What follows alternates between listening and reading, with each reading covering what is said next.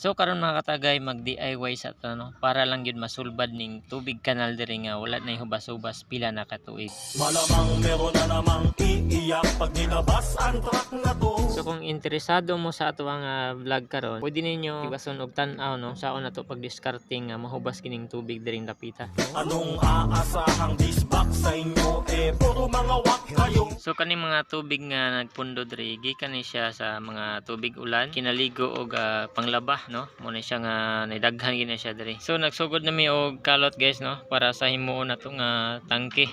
Bali ang porma ni mora ni siya og porma sa septic tank para malahi ang lapok og ang tubig. Karon ato na siyang gibutangan og tulo ka bangag no para lutsanan unya ni sa ato ang tubig. Sa dili pa nato na siya tabunan og graba ato sa nang butangan og screen para masala gitong mga balas-balas. Malamang meron na namang iiyak pag nilabas ang truck na to. So karon guys, muna na to og tabon og graba no. So ato na nang sulayan og mogana ba mosod ba ang tubig sa tangke. So gisugdan na og kanal ni kuya no para modagan na ang tubig. Anong aasahang disbak sa inyo puro mga wak kayo. Tunggalo sa kalam, tunggalo sa kalam, tunggalo sa kalam.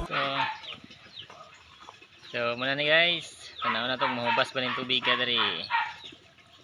Ayan na. Okay, let's go.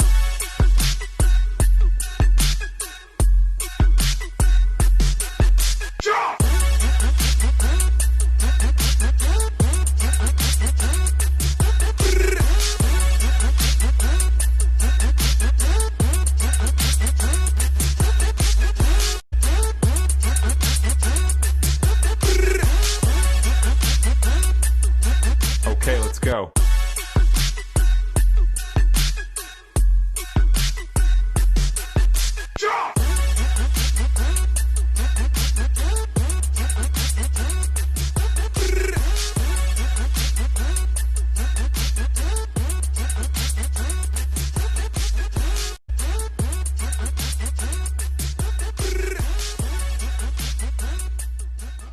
Puno na guys. So karon guys akong usbon wala day ko ni gamit og electric water pump. So nagmanuman wala sa ko karon para makatipid. So nigamit ko karon og plastic nga drum no naa sa 5 to 10 liters. Og nigamit sad ko og PE pipe no nga naa sa 45 meters. Kung asa na to gilabay ang ato ang tubig kanal.